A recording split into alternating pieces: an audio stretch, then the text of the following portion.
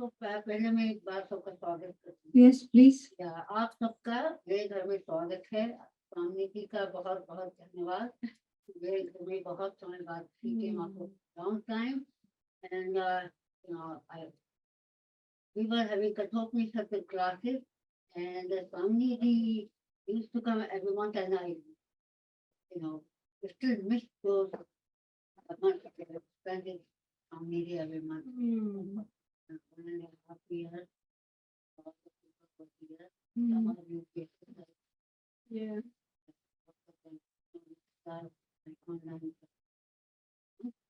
Swamiji, Namaskar. Thank you. Thank you.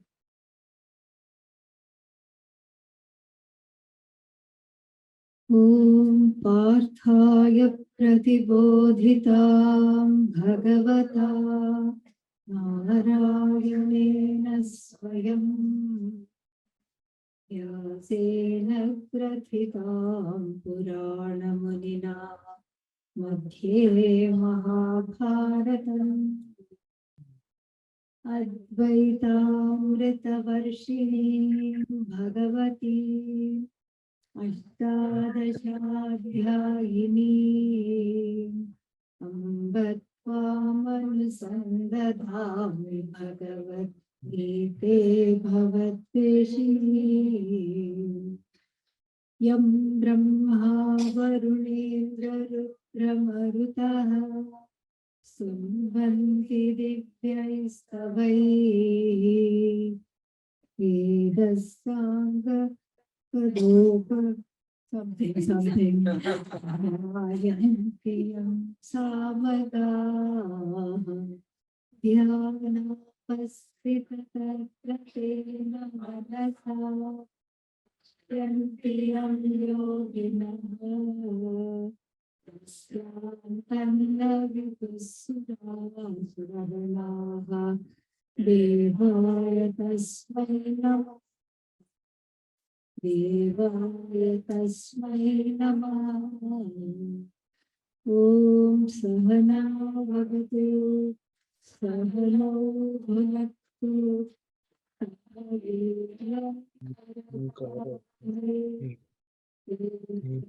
Shanti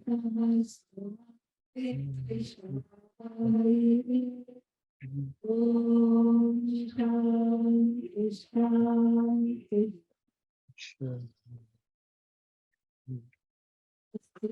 Welcome to everybody. Thank you to Arjuna ji for inviting me here and for organizing these talks. I think there are going to be 3 in all, no, 4. Possibly 4. The last one being on Saturday, but maybe 3. Is it okay if we do it at 3 o'clock on Saturday? Would that work? Yes, Arunaji? are you asking me? Yes. Saturday or this home? Right? Yeah, but the timing, Yeah. timing I'm asking you. Yeah. So then there will be 4 talks, the last one being Saturday, 3. So 2 talks are here today and tomorrow, and the other 2 will be in his house, where Falls Church, Northern Virginia. I thought we are meeting in Shiva. Yeah, that's for a different purpose. That's the conference, but we are talking of these talks. Yeah. Conference Swami lecture is around the 10 o'clock. 10. The conference is still one. Conference will go up to 4 o'clock. After that, So she can hear from that. we are expected. Yeah, no. Conference she is going to be there. So for Saturday, what time? It's at 3 o'clock. 3 o'clock in his house, Yeah. in Chris's house at 3 o'clock. Saturday, and then Friday at what time? Friday at 7 and Saturday at 3. The last 2 talks. So I thought it would be nice to Swami Friday. Saturday. Friday was already at 7, correct? Swamini is a lecture as a teaching. It's going to be a 1 hour lecture, Yes. and that includes the discussion also. So, you can say, and please be there around 9, but the location, Pratna and all, Swamini will be for you. So please be on time at 9, 9 o'clock.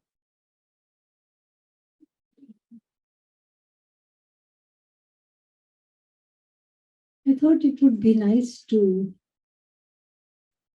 take up the topic called the total vision of the Bhagavad Gita. This way, it would be like a Gita Express, a summary of all the 18 chapters, Sankshep, very like small kernel form. And it's always a blessing to study that. This has its pros and cons. The pro, of course, we don't even have to spell it out. We can have an understanding of the Bhagavad Gita after this, and people can impress their friends at the next potluck or function. That is an obvious pro. The con means there is no downside to it really, except that it will it will be a continuation. So that assumes that you will attend all of it. Otherwise, if you attend today, you will know the first third of the Bhagavad Gita. If you attend only tomorrow, if supposing somebody who is yet to come tomorrow only comes tomorrow, then they will know the middle portion of the Bhagavad Gita. And then if they attend day after, they will only know the last portion. And what are we doing on Saturday? Since they have done a Gita home study and they are completing it, I will give a summary of the 18th chapter. That is what we will be doing. This is how it will be, more or less, distributed. There is a saying, Gita Sugita Kartavya Kim Anyaihi Shastra Vistaraihi. There is a shloka somebody wrote in the praise of the Bhagavad Gita. Gita Sugita Kartavya Kim Anyaihi Shastra Vistaraihi. Doesn't matter what you study or don't study, the Bhagavad Gita must be studied very, very, very, very well. If the Bhagavad Gita is studied very, very well, of what use are all the other Shastras? This is a very tall praise, correct? And it could be that we are used to hyperboles, exaggerations. And that is how we talk in the daily life. How was this movie? Oh, it was out of this world. It's obviously not true because it's still in this world. It's playing in the theater somewhere. So it's not true that it's out of this world. This is the way of talking. And we have these grandiose terms. This is great. This is best, east or west. This is how it is. So maybe the praise of the Bhagavad Gita is also like that. Perhaps it is all an exaggeration. It can be argued that after all, this is how we talk. And so if somebody says, if we study the Bhagavad Gita well, our job is done. We don't need anything else. What is the use of any other Shastra? We can say that. And maybe it is another exaggeration. Not so. Because the Bhagavad Gita is, if we unpack the Sandhi, Bhagavatah Gita. In fact, there is no word called Gita in Sanskrit. It is Gitam. It has been deliberately feminized so that it would go along with the Shastra, the teaching, which is always feminine. Shruti, feminine. Teaching, Vidya, feminine. Bhagavataha Gita. The song of the Lord. Song, why? Because not that you're supposed to sing the Bhagavad Gita, you just chant it. But song iva, Gitam iva, means it is pleasant to hear. And when they named it Bhagavad Gita, they were not thinking of heavy metal music. So, something that is pleasant to hear. It could be Western, it could be North Indian, it could be South Indian, but something that is nice to hear. You feel like hearing more and more. That is what it is. It is like that, like a song that you hear, that you feel like hearing more and more. Then the Sandhi, the way in which the words combine, Bhagavad Gita, can be unpacked in two ways. The song of the Lord, this is what is called the object-based interpretation of the Lord. So the Lord is the, so Karmani Shashti, you can say song of the Lord. Or you can say the song for whom the subject matter is the Lord. You can take it like the object of the song is God. God is the subject matter of the song, or you can say the Lord's song. Both ways it goes. Very beautiful. So if we are talking about that which is God, about which we have many interpretations and many ideas, most of which are odd, even though we say it is about God. Odd because we have so many ideas. God is someone who is somewhere else. And then some people, if you ask, they are convinced that God is male. And then if you ask some people in certain parts of the world, they'll say God is female. And so many things like this. And sometimes our own ideas are filled with a lot of confusion. God is formless, but we insist it's a he. That is there. So like this, all these confusions are there. Notions are there. And in this tradition that has produced the Bhagavad Gita, the tradition itself has has done a very sophisticated analysis, and the primary texts of the tradition describe, or rather reveal, Ishvara, God, as that which is not outside of you. You means not the one that is embodied from the standpoint of the body, mind, sense complex. One will always be small, one will always be finite, one will always be subject to various limitations.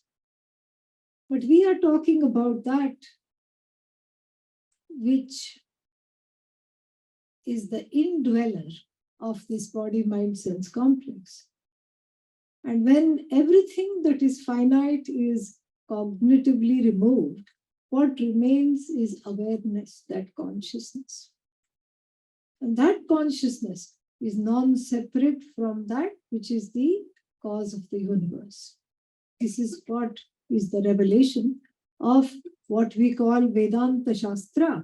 And that same revelation is the subject matter of the Bhagavad Gita. So if there is a song of the Lord, or the subject matter of whom is the Lord, then what can you say about it? If you say it is wonderful, God being limitless is not flattered. In fact, that's why we have 1,008 names of the Lord. 108 names we have in the tradition. You are the best. Bhagavan remains the same, doesn't get carried away. You are great. Okay. Because we are talking of that which is infinite. So when the infinite is praised, it does not become finite, and it does not grow, because the infinite plus one is still infinite. And so in this way, that's why it says the Bhagavad Gita must be studied very well. Of what use are all other works, all other scriptures? This is, in the tradition. All other Upanishads, all other things, what is the use? Meaning that the Bhagavad Gita is very much in the business of revealing the message of the primary scriptures of the tradition, which are called the Upanishads. In fact, the Bhagavad Gita itself is called Gita-Upanishad. Gita, which is like an Upanishad. Gita-Upanishad it is called. And what is the Upanishad? In fact, I often say it should be called Upanishad, because it makes you shed wrong notions. Wrong notions about oneself, about the world, and about the source of the world. That is what it is. And these wrong notions are the result of Atma Ajnanam, self-ignorance about oneself. And these wrong notions are the cause of sorrow. Always there is some sorrow or the other. That's why it's called samsara. Some sorrow or the other is there all the time. And the person subject to samsara is called samsari. Very, very sorry. Always very. This samsari. Sad, but true. And so, if it is true that I am subject to sorrow, that I am subject to anger, when? Always. That I am subject to limitations, that I am subject to all kinds of things, anger, fear, that I am subject to sorrow, it should be acceptable to me. But it is not. You just told me that. That I'm an angry person should be acceptable to me. But again, it is not. Because what I want to be is happy, kind, compassionate, accommodative at all times. And this is not true only of the Hindu tradition. In any tradition, you ask, I want to be compassionate. I want to be happy. This is what one wants. This is what one wants when? Always. Always one wants this. And so we are in a very funny and interesting predicament. I want to be happy, but then I want to be happy always, but then there is a frantic kind of a activity to gain this happiness, and frantic activity to hold on to this happiness. That is also there. Having gained it, I'm not happy just gaining it, because then it has to be protected from becoming its opposite. Happiness has to be protected from itself, really. Just like money has to be protected from itself. That's why we have inflation and all these things. Then the other half of my life is there in trying to avoid the sorrow. Avoiding the sorrow, and going towards happiness. This is the whole entire life of any given person in any country. This is the human quest.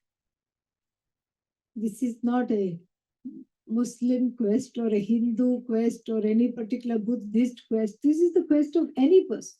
If you have a human life, if you're a human being with a human head, then this is the quest. This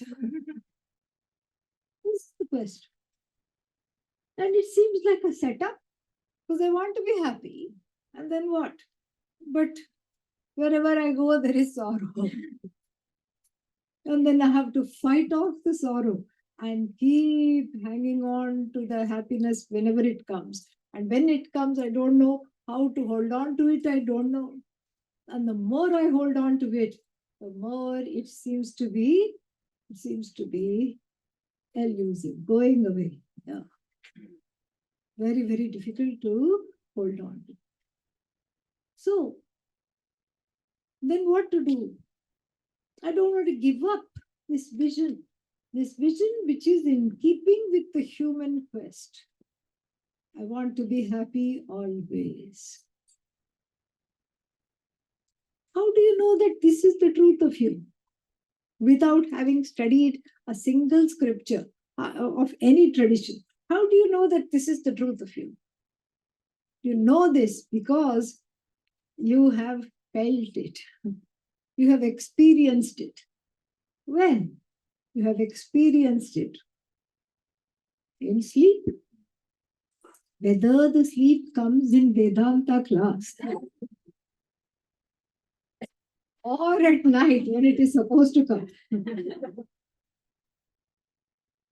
In Vedanta class, one gets the most delicious sleep. One of the senior teachers in our tradition, a senior disciple of Pujya Swamiji, he teaches in Chennai, Swami Paramarthanandaji, had a student. This was a few decades back. And so she was going to his Gita class. And she had a sudden guest. Her classmate came, dropped in after a long time, who stayed in a different city, wanted to surprise her. And so the friend welcomed her and said, "You're here for a few days. Why don't you come with me to the class?" He said, "Sure, I'll come with you. Let's both go." So they both went. And after that, after the talk was over, the friend said, the lady said to her friend, "Would you like to go meet the Swami?" Yes, I would very much like to meet and talk to the Swami. So when she met the Swami, she said, "Oh, there is some magic in you. You are amazing. You are so good. And I never thought you could do what you did." Swamiji said, "What did I do?" "I have been on 3 kinds of sleep medicine. No use. I have been on Xanax, anti-anxiety. No use. I am even taking Ayurvedic sleep medicine called Manasa Mitravati. No use." But who started to talk? Immediately, I had the best sleep in the whole world after a long, long time. Whereas you are definitely a very enlightened Swami. You give people what they want. So regardless of where the sleep comes, in sleep, what is there other than happiness? Nothing other than happiness. There is no credit card debt in sleep. There are no bugs in sleep. Even if there are, you don't notice they are there. You just scratch and then next day morning you will have a welt. But in that time, Tatkala, in that time there is no problem. There are no bugging people in sleep. No in-laws in sleep, no outlaws in sleep. Nothing. All that is there is you. And in a way, you are one with the source of the universe. You are in the lap of God. In sleep, you are one with everything. You are one with God. That's why everybody wants to go to sleep, but is loath to get up. All kinds of alarm clocks. The kind that run away from you. There's a new kind. It's got a rubber casing so that it can drop itself. It's kind of round and it's got a rubber casing. So it'll ring very annoyingly. I'm told, I haven't met this particular. And then you try to shut it up, find the snooze button. Oh, it doesn't have anything. No snooze button. And then it runs, falls off the bedside table, rolls into the next room, and continues to ring. So you are forced to get up. Why? Because nobody wants to come out of this oneness. Nobody wants to come out of this oneness. This is exactly why it's in sleep. That happiness is there, but one is not there to experience that happiness. As an experiencer, one doesn't know it in real time. Later on, you can say, what a great sleep that was. I had a good time. I did not know anything. In sleep, one knows. That which is called in the tradition as Ananda, limitless joy, one is experiencing every day in sleep. In sleep, one knows. In waking, also one knows. On those few occasions, when one can discover in oneself an appreciative, non-demanding, objective person. Usually, what is it that comes out? A non-appreciative, demanding, critical, judgmental person. But I'm not happy being that. I'm not happy being critical. I'm not happy being judgmental, either self-judgmental or judgmental of others. I'm not happy at all. So, in our tradition, the philosophy of this tradition posits a very radical truth. Perhaps you are already what you want to be. This is something to consider. For some days, I'm very accommodative, very compassionate. Even if somebody cuts me off on the road, I say, oh, perhaps they are in a hurry. Perhaps they are having a bad day. I don't feel the need to overtake them and say a few choice words as I'm passing the car. I don't feel the need. Oh, let them go. It's okay. Theek hai. It's all right. So therefore, the radical philosophy here is that you are already what you want to be. So if I'm already what I want to be, then I cannot say I want to be more, I want to be happy, I want to be compassionate, I want to be whole, because I am already what I want to be. So the distance between what I want to be and what I already am, what is this distance? Hmm? The distance is that of self-ignorance. The distance is ignorance. The distance is a product of ignorance, and it is self-ignorance, not knowing the fact that I am already what I want to be. And not knowing that, one gets into this frantic activity of always trying to squeeze the finite in order to get drops of the infinite. Easier it is perhaps to squeeze a pebble and expect olive oil to come out. If I squeeze it a little harder, I'll get virgin, extra virgin olive oil. Even perhaps that will happen. But always engaging with objects at the cost of the subject, this is not going to happen. If I'm already what I want to be and I don't know it, the solution is to know it. Solution is to know it. I have to just know it.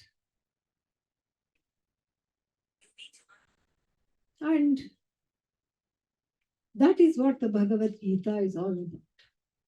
It's the knowledge of who you really are,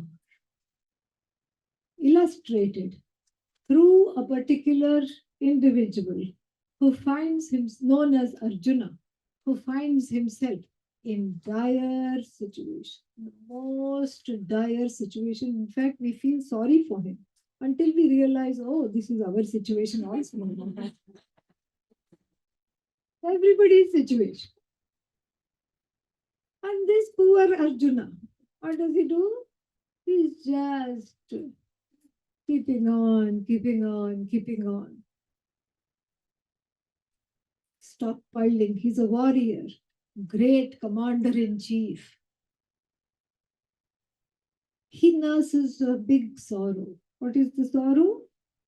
His cousins. And he's blessed with 101 of them. 101 cousins. And all of them they all grew up with him in the same palace. They all wore the finest clothes. They all went to the finest Gurukulas. Gurukula means a cool school. Gurukul. So, residential school. All went to the same, and they all had the same teacher to teach them fine arts, archery, everything. Arjuna has 4 other brothers, there are 5 of them. The rest of the gang, there are 101 of them, but they grew up together. But those 101 always grew up with a little chip on the shoulder, maybe a big chip. Question is why? I mean, they had this more or less the same upbringing, same opportunities. Why did these other 100 always have a sense of lack, a sense of want? And then unfortunately, because of that, they became bullies. You know bullies? Yeah. Anybody they saw, they felt like beating them up, and then they would say, oh, hi, nice to beat you. That's all they would say. Yeah. Nice to meet you. So that was the first thing they would do, is beat somebody up. And then you ask, who are you? What do you want? Why did this happen? See, this is all a very nice allegory in the Mahabharata. A beautiful allegory. Dhritarashtra is their father, blind by birth. Blind means metaphorically unseeing, not seeing what there is to see, and refusing, in denial. That is what is the blindness here, in denial of what there is. And then he had a wife. Her name is Gandhari. From the modern, a descendant from the modern day Kandahar, which is now in Afghanistan. Yeah, Afghanistani lady. Okay. Before, much before the Taliban. Okay. Yes. And because the Bhagavad Gita, Mahabharata is 5,000 years old, at least. So then, stupid lady, really. Yeah. Not a little bit of sense in her. She agreed to marry him. She was told he cannot see. Will you agree to this marriage? She said yes. What should she have done? She should have said, oh husband of mine, let me be your eyes. Let me describe for you all the things you cannot see, the colors, the forms, the beauty of this universe. Let me be there for you. That's not the decision she made. She said, if my poor husband can't see, why should I see? See that? And on the day of the wedding, she asked for big pads and a patti. What is patti? How do you say it in English? A bandage. Yes. A blindfold. Yes. So she put these two pads, so that it would seal the eyes. And she put a blindfold. And she said, from now on, I'm not going to see. Stupid decision number one. Oh, you mean there are more? You bet. Such people shouldn't have children, honestly. Because who is going to bring them up? Stupid decision number two. They decided to have 101 children. 100 boys and 1 girl. Yes. Children need eye contact. They need to be appreciated. You need to love them. And here both of them refusing to see. One by birth, another by nature. What is this? So the children, they had all the comforts in the palace. They grew up without the love of the primary caregivers. Primary caregivers, really. No eye contact, no validation. And that's how this group called the Kauravas, these cousins, grew up very badly, bullying everybody and having a sense of lack. And as the 16th chapter of the Bhagavad Gita says, they had what is called asuric tendencies. Asura means demonic beings. Yeah. Demonic tendencies. Psychopathic tendencies. Sociopathic tendencies. Then there was a terrible war between the brothers. And nobody could avert this war. Lord Krishna, which is the avatara of, after this 2 movies called Avatar came out. Yeah, I don't have to translate the word avatara. So here, avatara, the way of Krishna. This one is called. Krishna is seen as an avatar. Just like Jesus Christ also we say is an avatar. God walking the earth. To teach some things. Sometimes teach a lesson. That is also there. And so, this avatara features in the Bhagavad Gita in the personage of the teacher of this philosophy, which we are talking about, that you are already whole, already free, and already compassionate and limitless and happy. There's nothing you have to do in order to get this knowledge other than exposing yourself to these teachings. This is what has to be done. And so Arjuna is the commander in chief. And everybody tries to avert the war. Even Krishna goes to the other side. And there we have the character called Duryodhana, who has a brother called Dushasana. Both the names means badly behaved, bad character. Which mother and father will name them like that? I think his name must have been Suyodhana and his brother's name must have been Sushasana, means well behaved. But because they had a reputation that was 10 miles long, which was preceding them, that's why everybody said, okay, these names do not suit you. We are going to change their names. So the names got changed to, bad news, badly behaved, idiot, all this. This became their names. This is what became their names. So Lord Krishna goes to Duryodhana and says, just give them 5, make the kingdom into, because these people usurped the kingdom. Even though it wasn't theirs to usurp. Okay, give them 5 regions. So each of the brothers can have one. No. And then what? Okay, give them 1 principality with 5 little villages. No. Give them 1 village. They can share it. No. Give them 1 house with 5 rooms. No. Give them 1 room with 5 corners, pentagon. No. And then he said, don't bother with this argument. I will not even yield as much space is occupied by the tip of a pin. How much space? No space at all, but I won't give them any space. That's how the war broke out.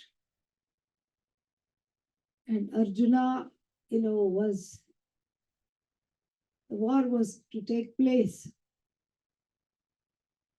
after 12 years of exile in the forest, which the Pandavas had to undergo because they made the mistake of playing dice with these kinds of people who cannot be trusted. How can you gamble with these kinds of people? You're literally gambling away your sanity, which is what these Pandavas, these 5 brothers did. They had nothing. They even staked their wife. They had a wife, one wife, 5 husbands. A very interesting case of polyandry, but there is a story attached to it that we can talk about later. Then they staked the wife because in that desire to win and gamble more and more, they did not realize that the wife and children are not property. They staked the wife. And Dushasana said, oh, now she belongs to us. I'm going to disrobe her in public. He started to remove her sari in a huge, big court of everybody.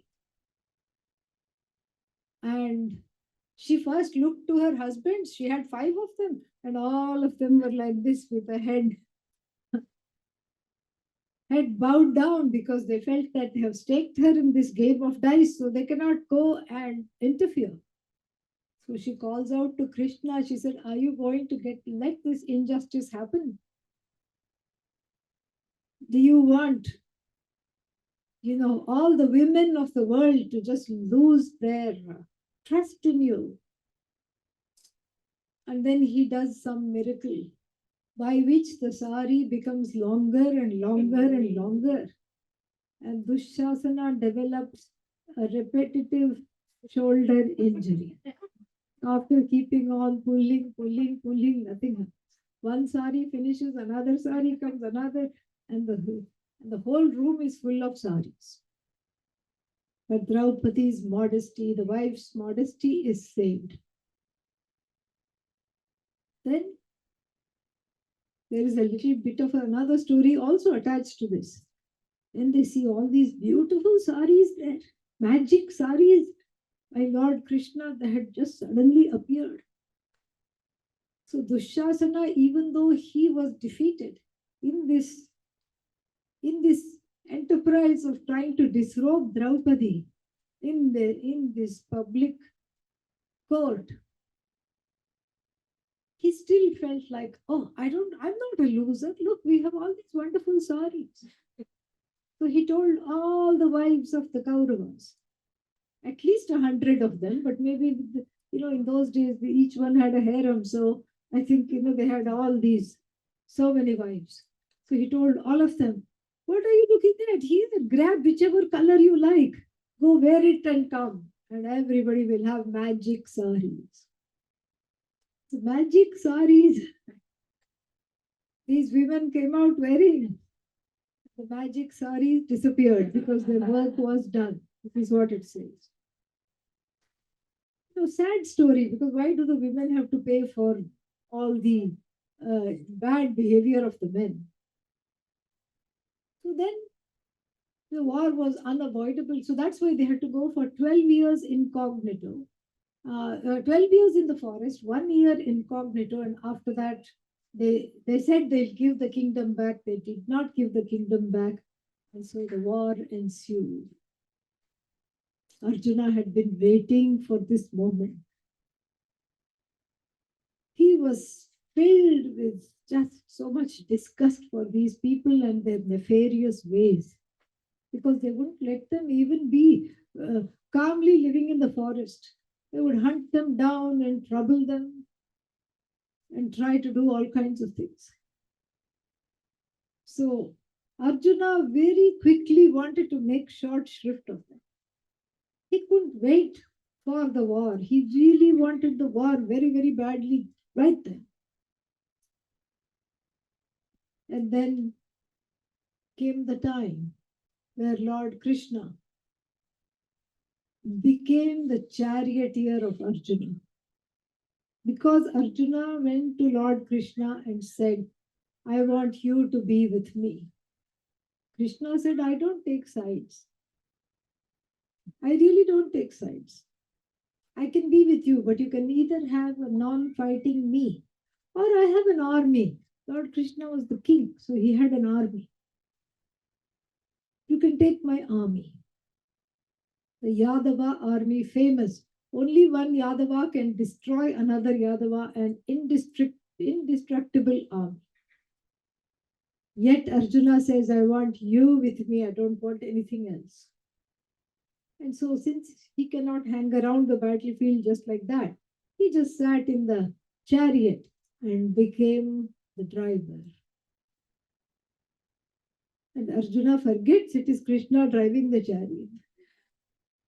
He thinks, oh, James, take me. Take me in between the two armies.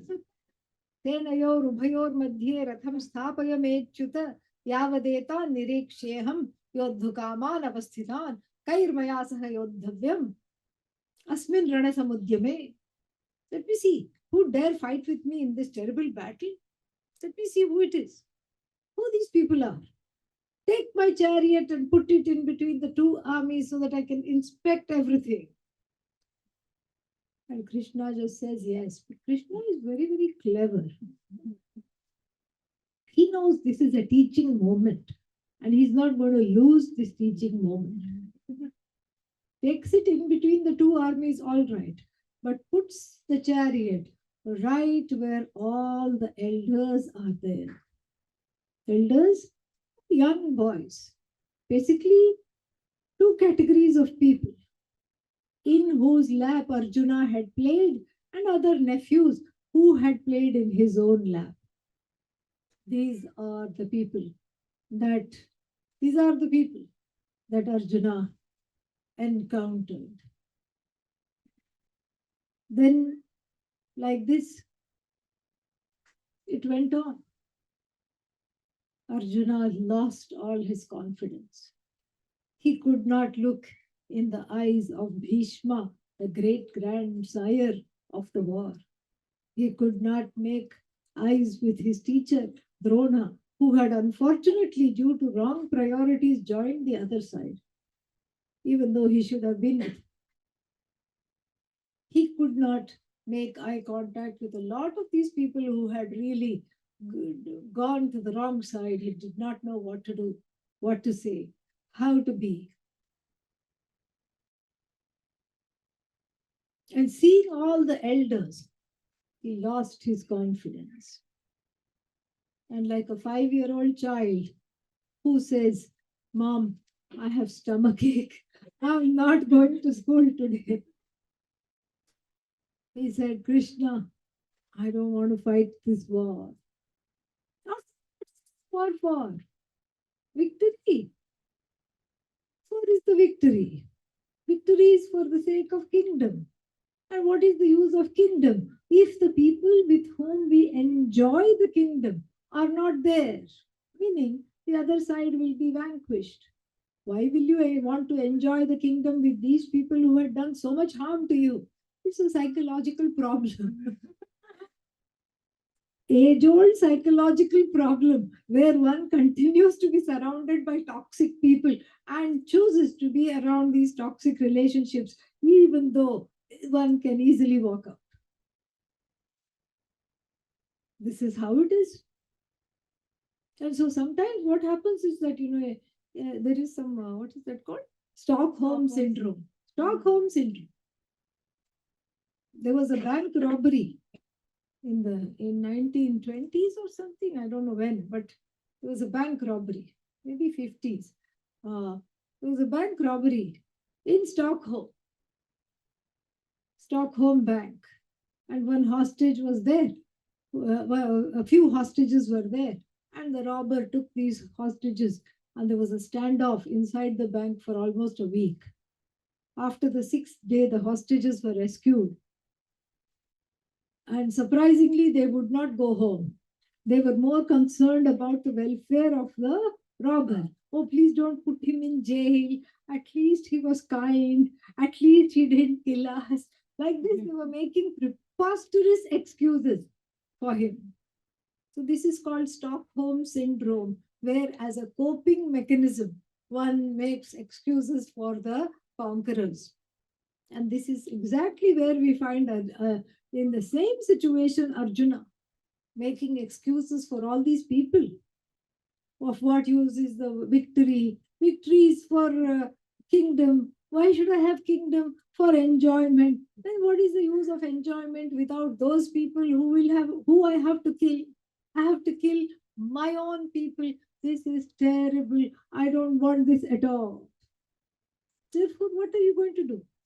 You already enlisted. And even now, if you are in the military, you cannot just suddenly leave. It's called dereliction of duty. It's a crime. It's a crime. You have to tell people, you have to do whatever, however long they say you have to be before you can get your freedom, then you leave. But you can't just suddenly leave, that too in the middle of the war. But in India, there's always a way out. What is the way out? Sannyasa.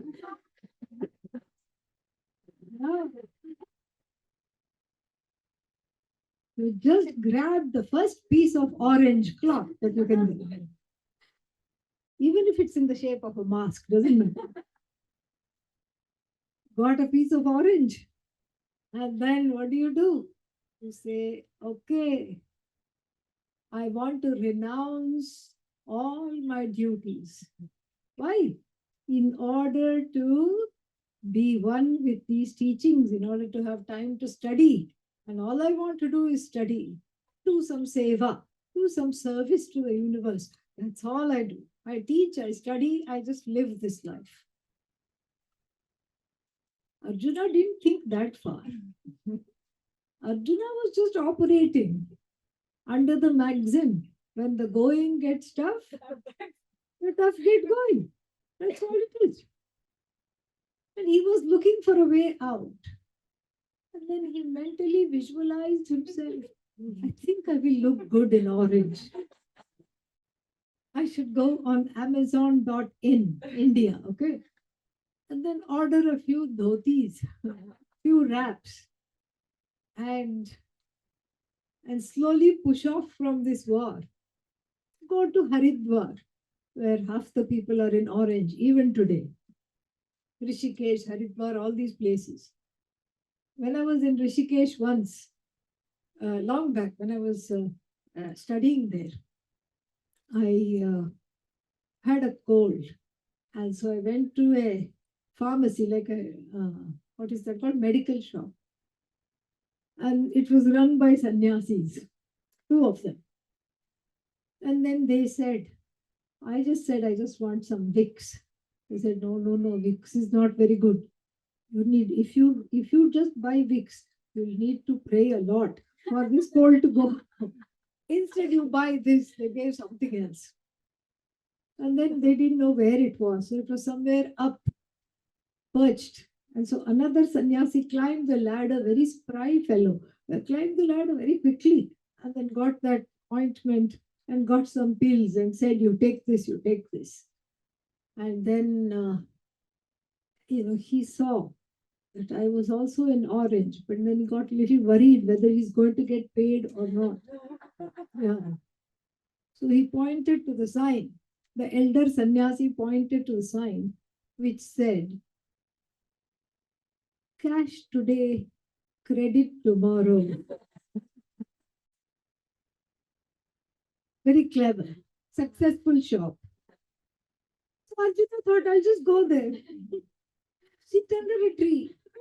And if I have a bowl, somebody can just fill up the bowl 2-3 times a day. I just eat it. This is not sannyasa, really. In fact, the whole Bhagavad Gita talks about what sannyasa really is. This is not sannyasa. Because sannyasa is not leaving something that you do not like. Otherwise, the whole world will be full of sannyasis. Because who likes what they are doing? Nobody. Nobody likes what they are doing. So sannyasa is that which you drop out of an understanding that whatever I'm doing is no longer serving what I really want to gain from this life. That is sannyasa, and that is what is described in the pages of the Bhagavad Gita. So he's almost gone. He just says, okay, I'm going because this war is just, and he suddenly becomes a pacifist. He says, this is terrible. All the women will be widowed and the gender ratio will be badly affected and the women will have no protectors. And this will make sure that all the invaders will come into the country, and then our culture will go, our ways of being will go, everything will go. It is just terrible. And then on this grim, sad, desolate note, the first chapter ends. And the second chapter also, he's sitting in the chariot, which is flooding fast with his tears. And Lord Krishna gives him a little scolding, some kind of a shock therapy. Because this is not the time to say, I know it's so hard, because they're in the middle of a war.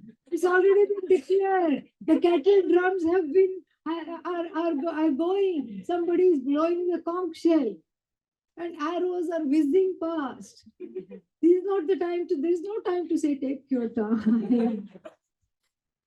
And let's see. I think I know a good therapist, and then you can go visit them. In the enemy tent, they are there. Maybe they will, they will take care of your PTSD, and then you can come back and fight. This is not all that. This is the time for action. You have to act. You cannot say, "Oh, I had a terrible childhood. I'm getting flashbacks." All that has to wait. Your life is in danger, and then you have a duty to do right now. So he says, what happened to you? This is not the Arjuna I know. Shut up and fight. Get up and fight. Stop crying. Get up. Fight. And then Arjuna pulls himself together and he's still confused. He says, I don't know what to do. I really don't know what to do. I can't kill these people. These are my people. And the word my here is again a dysfunctional sense of belonging that is going to be questioned in the subsequent chapters. These are my people.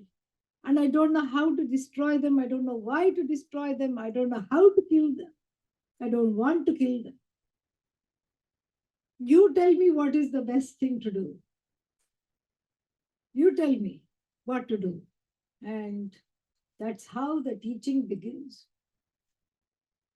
And the teaching is very interesting. The teaching centers around sorrow because Arjuna is crying so much and is in so much anguish. And the Lord Krishna, who is driving the chariot, says, Ashocyan anvashocastvam prajnavadamscha bhashase gatasum agatasumscha nanushocanti panditaha.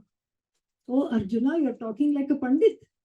You're giving these big lectures on how the society will be out of balance because of this war. Therefore, the war should not be fought, etc., etc., etc. But yet, you are grieving over things that do not deserve grief. One can say that Arjuna is not a good friend. Because if you have a friend who is crying, you can't say you're crying over nothing.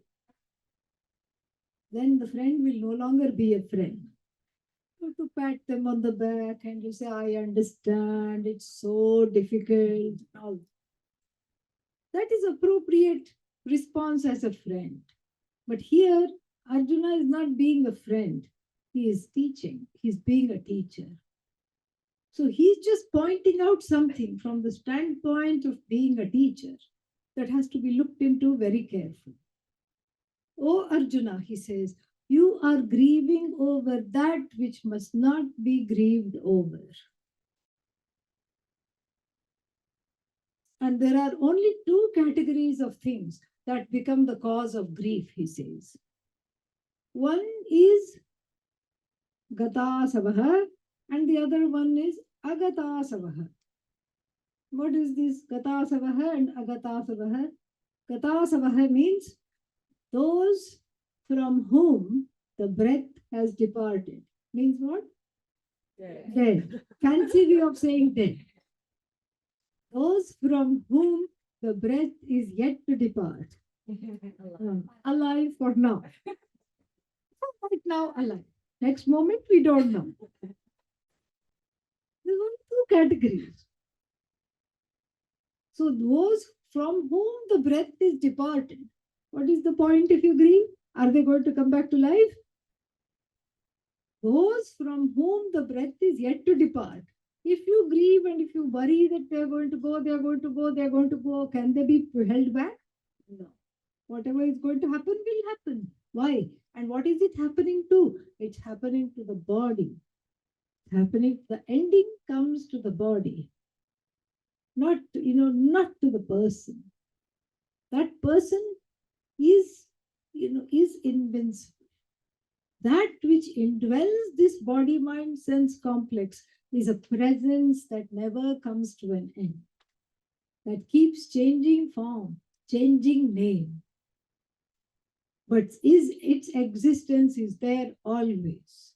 Like even when you say flower, flower is. That is never comes to an end. Flower bud is. Blooming flower is. Blossomed flower is. Wilted flower is. Withered flower is. And then composted flower is. Another flower is. The is continues. The flower changes. Flower changes means the name and the form keep changing, and that which is the presence, so to speak, that upholds the name and form, because of which the name and form rely on that presence in order to be the flower, that is ness, if I can put it that way, never goes away. And that is what is Ishvara. Ishvara means God. When you spell Ishvara in English, what are the first two letters? Is. That's how to remember. And that is further resolves into I, awareness, consciousness, presence. This is what he said, that these people who you think are you are killing them. You are killing them. This is a war. You have a role. Their deaths are already assured. Because of what they have done, they have to get some justice. It's already there. You are an excuse. You are an instrument. Be my instrument, he tells Arjuna elsewhere in the 10th chapter, 11th chapter. Nimittamatram bhava savyasachin. Be an instrument. Don't be an agent of this war. Be an instrument. And if you are an instrument, you just have to do what you have to do. And you are not killing these people. It is all just happening. It is in the flow. You are doing your job. How come no other war has faced you? You have gone to so many wars. And there you never had any problem with trying to be a pacifist and have an anti-war protest. You were very bloodthirsty. You killed everybody in every war. But what is it that is holding you back here? It's the sense of mind. That sense of mind is so arbitrary. Extremely arbitrary it is. This man, there is an old story from the 70s, which my guru used to tell. This man was staying in a rented house. He was renting it from his friend who had moved somewhere to, I don't know, somewhere in the Middle East. I think Dubai or something he moved. And he was there. Then what happened? After 3 years, the family rented this house, and for very cheap, it was hardly not the market rent, because he was a friend. They were very happy in it. One day they got a letter, a registered letter came, and they opened it in anticipation. To their surprise, it had the deed of the house. And the friend wrote to them saying, I'm not coming back. And since you love this house so much, enjoy this house. I'm going to give it to you. It's a gift. And the husband and wife were so happy. The whole family jumped up and down, held hands together, did a little dance. All for what? 5 minutes. 6 minutes maybe. Then what? They said, oh, now that this house is my house, belongs to me. The man thought, I have to look now to make sure how it is. Oh, there's a crack. Oh, there's a chip in the paint. And then the wife said, I'm going to look outside. Then she said, oh, the foundation. I bet it's full of termites. That's why they have given this away for free. Because they couldn't take care of it, or they didn't want this as a headache. It would sell at a loss. Maybe the neighborhood is full of riffraff and the value has come down. This is what it is. As soon as the word my is attached to something, suddenly one becomes extremely critical. Suddenly one becomes extremely judgmental. Suddenly that possession. The ownership is okay because you can own many things. But the problem is when the ownership becomes a possession. Is converted into possession. When you say possessed, actually it is being possessed by that thing called the house. So you are no longer householder, because if you are holding the house, you can drop it. You are house held by the house. That is what it is. And so Arjuna is disabused of this notion by revealing the nature of this I as extremely free of anything finite. The I, which indwells the body, mind, sense complex, the truth of this I cannot be killed, was never born, and therefore not subject to death, not subject to the 5 elements, like cannot be destroyed by fire, cannot be drowned, cannot be destroyed by air, tornadoes and the like, cannot be destroyed by earth or by space, because it doesn't have a birthday. It's always the same. Doesn't have a death day. And that is called Atma, Brahman. That is you. This is how the teaching was.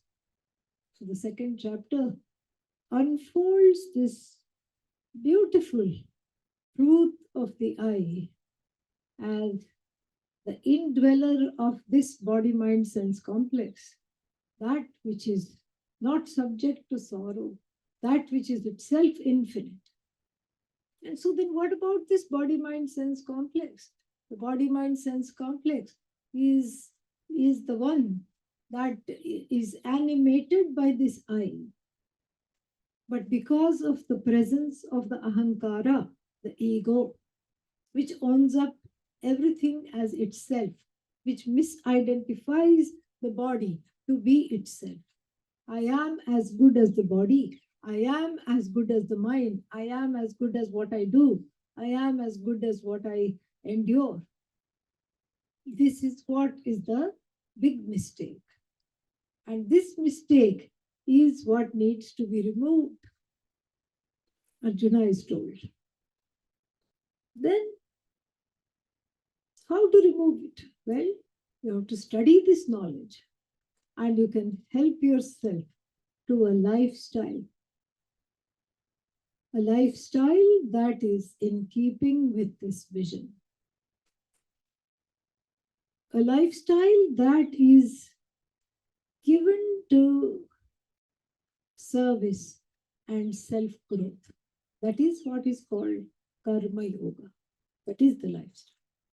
A lifestyle that is given to service, a lifestyle that is totally dedicated to emotional maturity, spiritual growth, self-growth, etc., etc. That is the lifestyle. This is what one dedicates themselves to. In fact, he says there are two paths. One path is you just choose to study this 24/7, 365, all the time. So you drop everything and you become a student, brahmachari, or you become a sannyasi, but you sit and study all the time. Oh no, that's not happening. If the person is saying that within themselves, then what other possibility is there? Another possibility that is there is to gain this knowledge gradually while doing other things. There are certain things in life where one has certain skills, one has to offer something, one has certain things to contribute. Plus, one has so many desires, which are not wrong. It's not wrong to have desires. Somebody says, I want to get married. It's valid. I want to have children. I want to raise a family. It's perfectly valid. I also want this knowledge, perfectly valid. You can do both of them, no problem. So long as the knowledge is prioritized in the heart, and all the other roles and things that you choose to do, the roles that you were born into and the relationships that you are choosing to do, all of them, what are they? They just become avenues for emotional maturity. Then this will work. Fulfill your desires. You can have a family life. You can go places, see people, see things, do this, do that, whatever it is. No problem at all. It's not at all incompatible with this knowledge. It becomes incompatible with this knowledge when the finite is pursued as though it's the infinite. Then it becomes incompatible with this knowledge because it is wrong priorities and you're pursuing the wrong thing. But the pursuit here is an as though pursuit of the self that is already free. Therefore, the the pursuit has to take a cognitive stance. It has to be understood. And just like Lord Krishna, Arjuna told Lord Krishna, you please decide what is the best for me. I am your student. You are my teacher. And so the knowledge becomes very teacher-centric, because the teacher who learned from his teacher, who learned from her teacher, who learned from his teacher, who learned from her teacher, becomes a part of a long lineage from whom I gained this knowledge.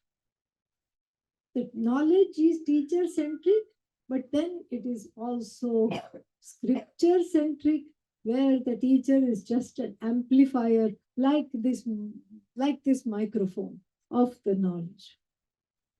Amplifies this knowledge and puts it in the context of this of how the person can understand, how it makes sense. That is what the teacher is. Because if you were to just read the Bhagavad Gita on your own, what you will get is a headache. Yeah. Instead of the knowledge, you will get a nice headache. Many things will not be understood. Many things you'll say, okay, been there, done that, know that. Okay, next. Okay, chapter 3, next. Chapter 4, next. Chapter 5, next. Oh, okay, over. And then people say, oh, I've done this. I've already done this. And one man came and told me, I've read the whole Bhagavad Gita, nothing happened, I'm still depressed. What should I do? I said, please take some antidepressants. Oh, but I'm disappointed. Gita is supposed to work. It is not supposed to work. If you follow the instructions on the, like if you take a medicine, you follow the instructions on the bottle. Some medicines say, but for the best effect, take it on an empty stomach. And then if you insist on taking it on the full stomach, nothing is happening naturally.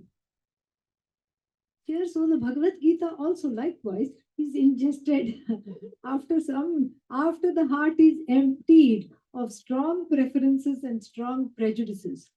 That is what it is. Take it on an empty stomach, an empty heart.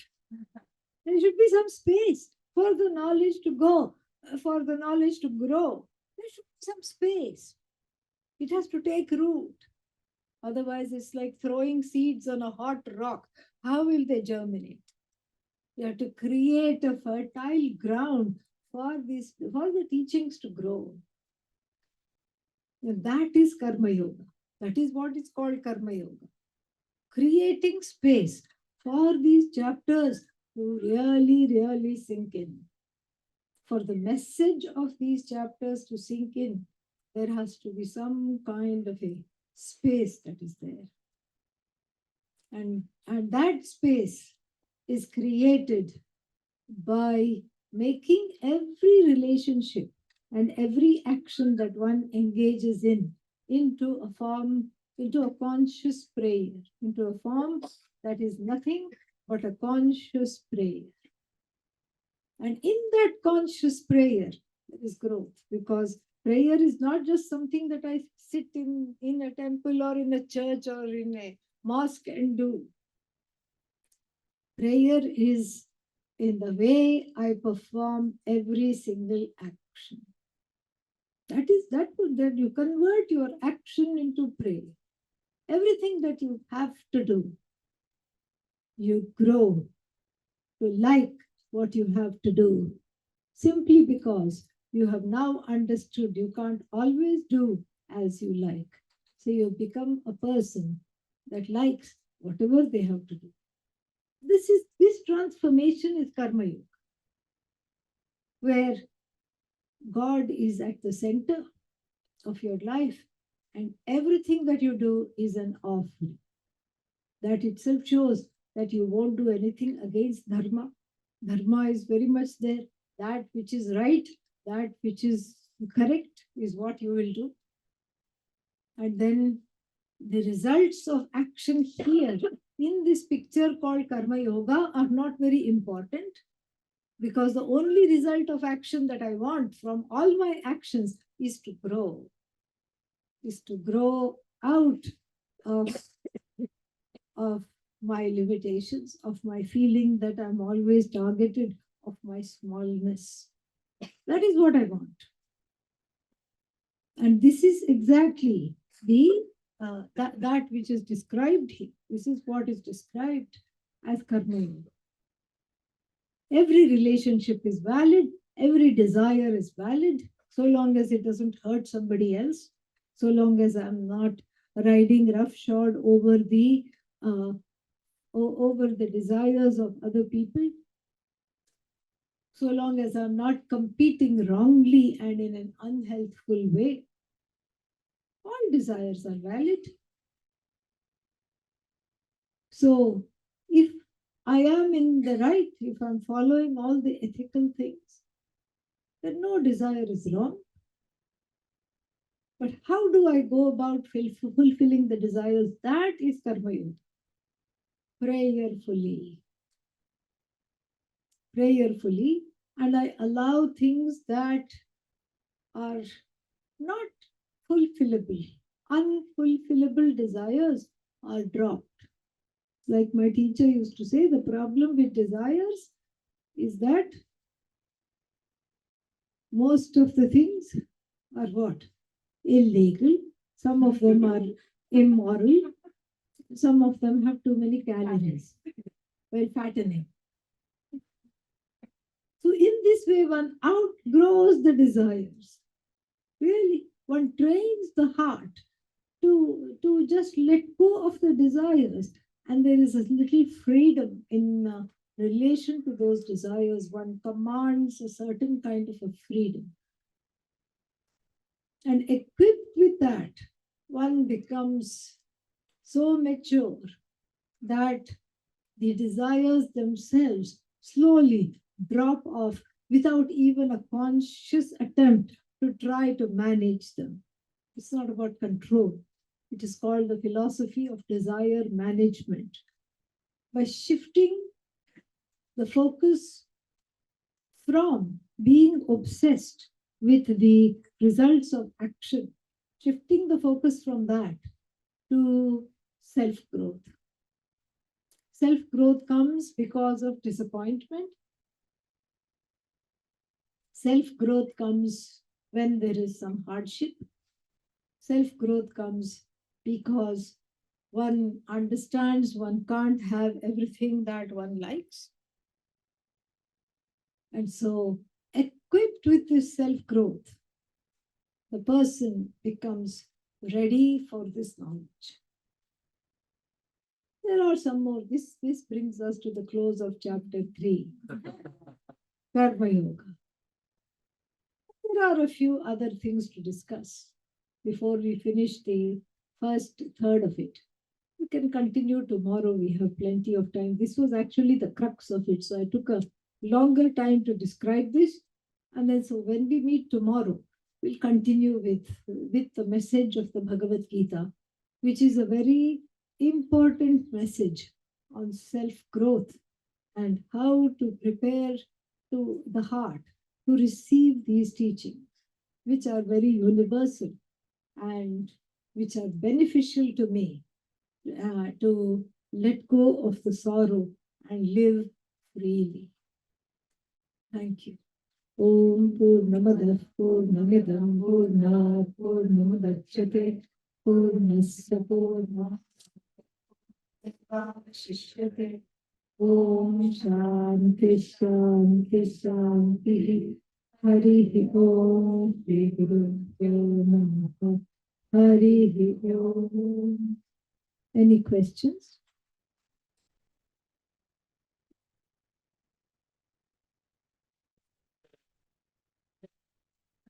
More elaboration about doing the karma with the prayer.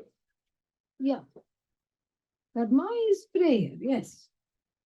Prayer to God, Lord Krishna, prayer Any, however you think of God, however you think of prayer, that's how it is. So it's not to any particular anything. It can be to anybody, anything. However, everybody prays, and everybody, all forms of prayer are valid. God knows all languages, so that's not an issue. That's not a problem. at all. And so this is the, so prayer means what? Prayer means it is seeking help. That's really what it is. Seeking help to override the strong passions that are there so that one is able to get through whatever one has to do despite oneself. Yeah, that is prayer. Because feelings come in the way of doing something. Difficulties come in the way. So many things come in the way. And so prayer means I take help.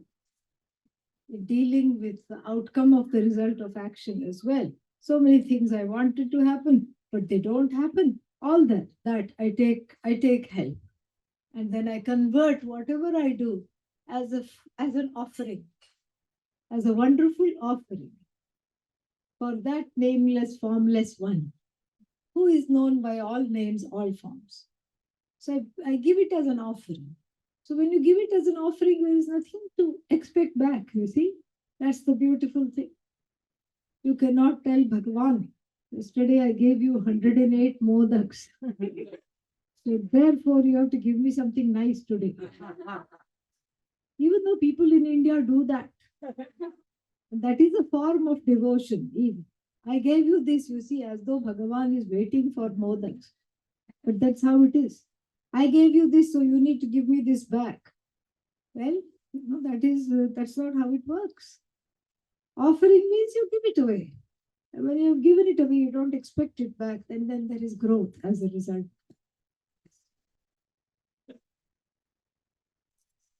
So, if karma yoga is preparation, but does karma yoga ever end?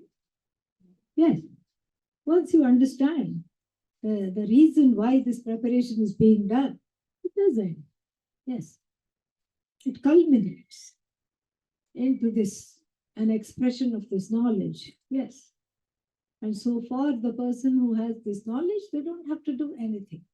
There is no enjoined thing to do. No rules, no injunctions, no prohibitions. No more self. Because the self has grown as much as it can grow. Yeah. Because the self means here the personality has grown to understand that it is the person. Yeah.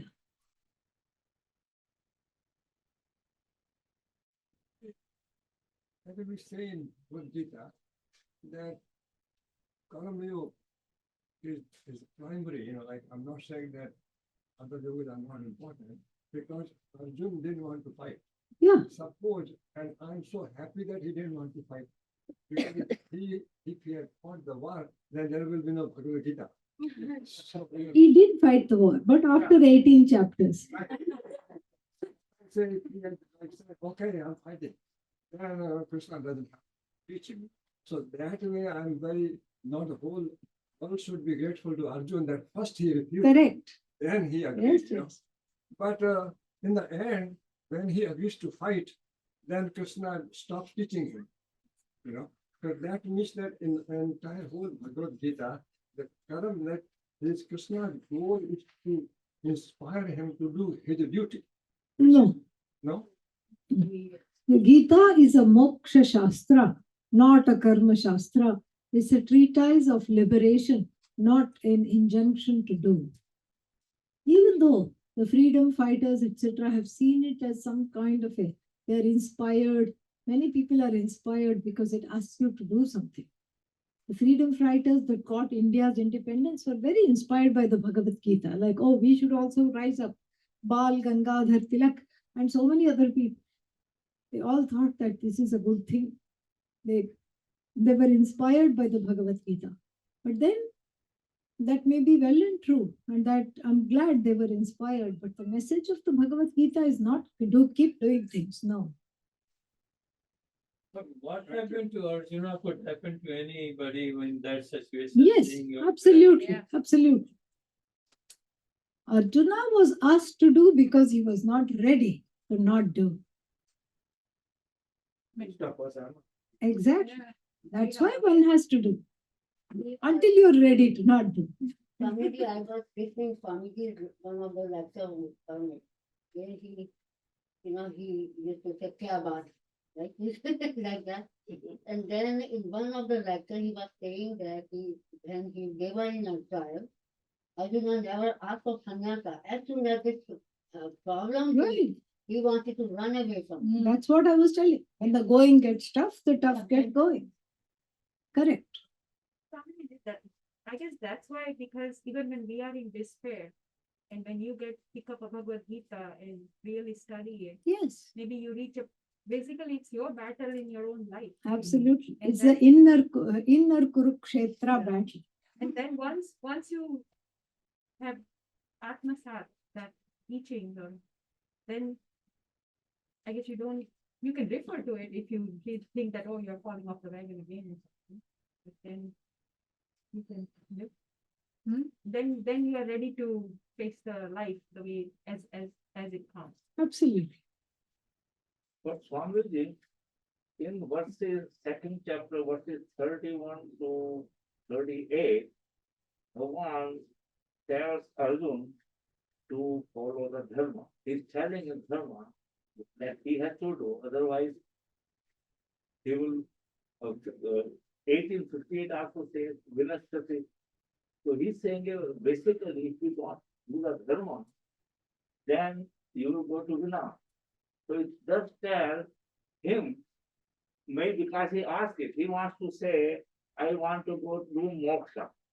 And with you tell me what is the right path. So Bhagavan says the right path is to follow dharma. No, there are two paths, he says. Yeah. If you are ready, you can be a sannyasi. And if you are not ready, you please do karma yoga. But And here then- he was telling to follow the karma. Yeah, that's what he was doing. So in that sense, dharma, and also I think I interpret this way. It is said that I think all Advaita, Jnana Yogi, commentators like Svatmavidyanandaji and who follow other ones like Swami Ramdas, they say the Tatpara, I think they say that for Shabda Shakti we have four, Amridha, Lakshana, Vyanjana, and Tatpara. So they give example, there are Tatpara Shakti of what is one. 11 to 30 in chapter is to remove Shobha. The whole thing is to remove Shobha. Yeah, but I think even bigger there, which is what they are saying is fine for the who are highly advanced people, but for people like me, who has been scared, I realized my biggest weakness was fear. And in spite of, I say, I had was when I was 8 years old, I went in my memory 3,500 years, and I got scared, fear, because I thought I was picking the fight with the most powerful man in India, Jawaharlal Nehru, and that fear I came towards 68 years later. That was my downfall, basically. That is how the Upanishads present. Yeah. Either Bhaya Nivritti, removal of fear, Right. or Shoka Nivritti, removal of sorrow. Because these are the two primary emotions. Okay, so for me, I was 8, though I was 8, but I was still scared, Sure. and I went down here. And so even when I came to America, I said, this is my case, I satisfied my first half, but the second half, out of fear, I have to find a job to Yeah. support children, Right. and I forgot the final part, Yeah. and that is also fear. Yes. So what, in other words, I say that the main teaching of what is 11 to 30 is that dharma is sarvopari. Dharma means, you have to do something in a way that is conducive to that is conducive to what is correct, what Yeah. is right in any particular situation, what is right for you. That is dharma. So this part actually came to know when I was reading about Maharani Padmini. And she defined actually followed Johar, she devised it after Gita's verses 62 and 63. So that says if you get into fear, then you get samoha, and then this is what the invader for creating terror. And the fear, so she basically You I took a basically, and that's why it became was molded by Bangtum Chaturthi and Bhagavad in Bhadrama. So then I understood that here for me was not. Here's everyone. Right, right. You have to find here and keep going with your book.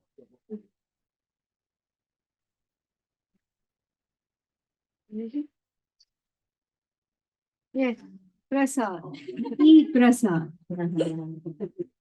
Join in again tomorrow. Om Tat Sat.